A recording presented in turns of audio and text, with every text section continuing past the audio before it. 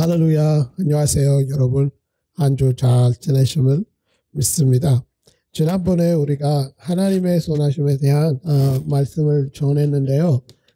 그 메시지를 이어져서 또 오늘도 하나님의 선하심에 대해서 몇 가지를 말씀드리고 싶습니다. 하나님의 선하심이 우리 삶에서 우리는 하나님의 선하심, 즉 그분의 변함이 없는 진짜, 그분의 인내하시는 은혜, 그리고 우리가 신앙생활에서 그것을 어떻게 이해해야 하는지를 묵상하게 될 것이다. 오늘의 메시지가 이거 하나님의 선하심의 특징이에요. 첫 번째 우리가 봐야 되는 것은 잘못된 길을 승인하기 위해 하나님의 선하심을 오해하지 마십시오. 우리가 잘못된 길에 가서 하나님이 우리를 축복했다고 해서 그것을 하나님이 인정해 주는 길이라고 생각하지 마십시오 하는 말이에요. 하나님의 축복의 위로 속에서 우리는 그 선택이 그분의 말씀과 무슨 되는 경우에도 그분의 선하심을 우리의 선택에 대한 승인으로 오해하기가 너무나 쉽습니다. 하지만 여러분에게 상기시켜 드리겠습니다. 하나님의 진철은 그분의 진리 밖에서 사는 삶을 보증하는 것이 아닙니다. 한번 한국에 있을 때 한 할머니한테 복음을 전했는데요. 근데 그 할머니에게 여러 번 전해서 그 예수님을 믿고 싶지 않다고 하는 표현을 여러 번 했으니까 제가 왜 할머니 예수님을 왜 영접 안 하시는지 좀 말씀 들을 수 있냐고 물어봤더니 이렇게 대답하셨어요. 할머니가 옛날에 자기 아들이 너무 아팠었어요. 그래서 자기 조상들에게 조산하고 예배 드리고 뭐 기도하고 뭐 이렇게 해서 자기 아들을 낳게 해달라고 했더니 그 아들이 낫지는 않아요. 그래서 그 이야기를 자기의 걱정을 그 옆집 아저씨한테 말을 했더니 할머니가 어렸을 때 하는 말이에요. 할머니가 이제 그때 그 엄마 있을 때 하는 말이에요. 근데 그 옆집 아저씨가 우리의 그 조상들을 좀 빌린 곳이 어떠냐고 해서 그 자기 집에서 옆집 아저씨의 조상들의 사진을 가지고 빌렸더니 아들이 낳더라고요. 그래서 그때부터 옆집 아저씨의 조상들을 섬기고 있다라고 할머니가 대답하셨어요. 여러분, 이 말이 오늘의 말씀이에요. 하나님이 내가 믿는 것은 하나님이 할머니의 걱정과 이 힘드는 것을 보고 하나님이 그 똑바른 기도를 안 했지만 하나님을 알고 나서 했던 기도를 안 했지만 하나님이 그 할머니를 도와줬어요. 그 아들을 낳게 해줬어요. 조상들이 아니라 하나님이 하셨어요. 그분이 아직은 하나님을 모르십니까? 그래서 하나님이 그렇게 하셨던 일이 이 할머니의 길을 인정해 주시는 것은 아니에요. 여러분 그거 오해하는 것은 그거예요. 우리가 잘 됐다고 해서 하나님이 그 길을 인정해 주는 것은 아닙니다. 로마서 2장 4절부터 5절까지 보면 이 장에 너희가 하나님을 인정하심이 너를 인도하여 회개하게 하심을 깨닫지 못하고 그의 인도하심과 용납하심과 길이 잠심이 풍성함을 멸시하느냐고 말합니다. 하나님의 자비는 우리를 그분께 더 가까이 다가가게 하고 우리의 실수를 인정하기 위한 것이 아니라 우리의 발걸음을 바로잡기 위한 것입니다. 이 말을 하고 싶은 거예요. 부모가 자신을 깊이 사랑하는 아이를 상상해 보십시오.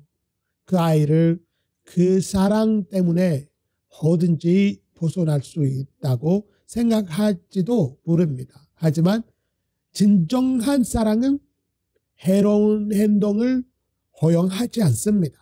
사랑이 많으신 부모는 하나님 아버지께서 우리를 위해 그러시는 것처럼 사정하고 인도하며 앞으로 나아갈 길을 보여줍니다. 할렐루야. 그분의 은혜는 우리의 방향을 바꾸고 우리가 길을 잃었을 때에 다시 돌아오게 하기 위해 존재합니다. 시편에 이런 말씀이 있습니다. 시편 37절에 34편부터 35편에 이렇게 있습니다. 여호와를 기다리며 그의 도를 지키라고 상기시킵니다. 비록 악인의 행동을 헌통하는 것을 볼지라도 그들의 길을 짧기 때문입니다. 하나님의 진리를 영원하며 그분의 선하심이 우리를 그 진리로 다시 인도하십니다. 할렐루야. 그래서 오늘 우리가 서서 하나님이 하시는 착한 일들을 보고 어떻게 내가 하나님의 뜻이 무엇일까? 이제 말씀에 돌아와서 혹시나 예수님을 믿어야 된다면도 지금을 예수님을 연접하시고 구주로 삼으시기를 예수님의 이름으로 부탁드립니다. 두 번째는 하나님의 선하심이 평생의 선물이다. 할렐루야.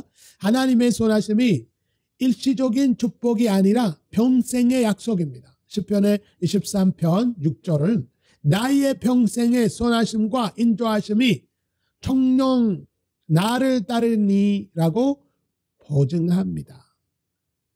계곡에서 전쟁터에서 심지어 가장 깊은 회개 순간에도 하나님의 선하심이 경험한 다윗을 생각해 보십시오. 목자로서의 어린이 시절부터 왕으로서의 시대까지 다윗은 뒤를 돌아보면서 그를 뒤쫓고 그를 인도하고 시정하시는 하나님의 자비를 볼 수 있었습니다. 할렐루야. 수년간의 투쟁과 고난 끝에 하나님의 손길이 내내 자신에게 있었다는 것을 깨달은 한 남자의 이야기가 있습니다. 가장 어두운 시간에도 하나님의 선하심을 현존했습니다. 그는 자신의 시련의 보기에 징조라고 생각했지만 그것은 자신을 더 나은 방향으로 다듬는 순간이었습니다. 다윗처럼 우리도 눈을 뜨면 하나님의 선하심이 끊임없이 임재하는 것을 경험할 수 있습니다. 할렐루야. 세 번째, 하나님의 선하심은 우리가 다른 사람에게 선함을 보이도록 가르칩니다. 할렐루야. 마지막으로는 하나님의 선하심이 우리 주변 사람들에게도 그와 같은 선하심을 나타나도록 우리를 부르십니다. 시편 13편 10절에는 이렇게 말합니다. 당신은 나의 하나님이시니 당신의 뜻대로 행동하도록 나를 가르치소서. 당신의 선한 영이 나를 편지로 인도해 주시기를 바랍니다. 그리스도를 따라 자로서 우리는 그분의 선하심을 담는 그릇을 대고 실제적인 방향으로 그분의 사랑을 실천하도록 부르심을 받았습니다. 할렐루야. 예수님께서는 누가복음 6장 35절에 여절에서 전하는 말씀이 있었습니다. 너희 원수를 사랑하여 선대하며 아무것도 바라지 말고 구워주라. 그래야하면 너의 상이 큰 것이요 또 지극히 높으신 이의 자녀가 되리니 그는 감사할 줄 모르는 자와 악한 자에게도 인자하시느니라. 하나님이 악한 사람도 또 감사할 줄도 모르는 사람한테도 하나님이 악한 일을 하고 인도하심이 그 사람들한테도 하나님이 베푸르신다는 말이에요. 그래서 생각해 보십시오. 하나님의 선하심을 그분에게서 멀리 떠나져 있는 사람들에게도 까지 마칩니다. 그리고 우리도 똑같은 일을 즉 사랑할 자격이 없는 사람들에게도 사랑하고 인내하고 친절을 베풀도록 부름을 받았습니다. 할렐루야. 이웃이 무례하고 배은 망똥했음에도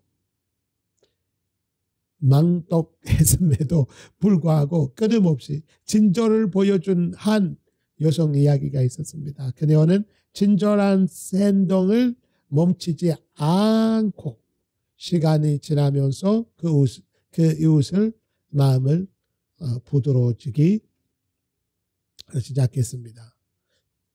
즉각적이지는 않았지만 그녀의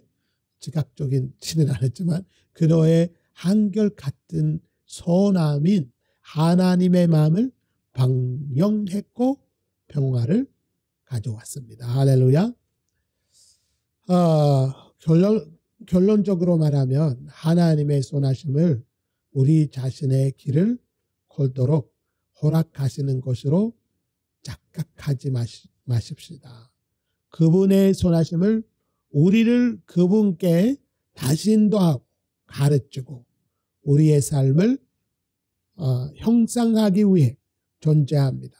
시편 23편에서 우리에게 상식시켜 준 듯 그분의 선하심을 평생 선물입니다. 그리고 우리가 그분의 선하심을 경험을 할 때 우리도 이 세상에서 그분의 성과 발을 되라는 부르심을 실천하면서 주변 사람들에게도 동일한 사랑과 은혜를 나타나기를 바랍니다.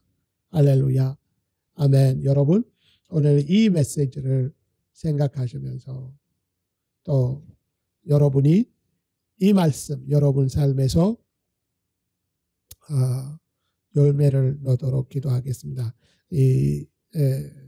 마지막으로 기도 드리겠습니다. 하나님 감사합니다. 이 시간에 여러분의 삶을 주님이 축복하여 주시고 지금까지 인도하시고 평생 자기의 인도하심이 함께 있다고 하시는 말씀을 믿고 이 시간에 모든 이 말씀을 듣는 사람을 축복하여 주시옵소서. 하나님 모든 아픔과 고난을 끝을 내게 하여 주시옵소서. 치유를 받기를 기도합니다. 모든 아픔과 사탄의 공격이 예수님의 이름으로 끊어질지어다. 예수님의 이름으로 완전한 치유를 현재도 제 자매 몸에 일어나기를 기도합니다. 하나님 모든 하는 일들을 축복하여 주시고 자녀들도 축복하여 주시고 사역에 있어서도 풍성함을 얻게 하여 주시옵소서. 하나님 감사합니다. 주님의 말씀을 믿고 한 주도 승리한 한 주를 허락하여 주시옵소서. 예수님의 이름으로 기도드립니다. 아멘. 여러분 감사합니다. 또 이 사역을 위해서 수고하시는 또 견조적으로 도와주시고 또 기도해 주시는 것도 감사하고 계속 하시기를 부탁드립니다. 한 주도 승리하시기를 예수님의 이름으로 축원드립니다. 감사합니다.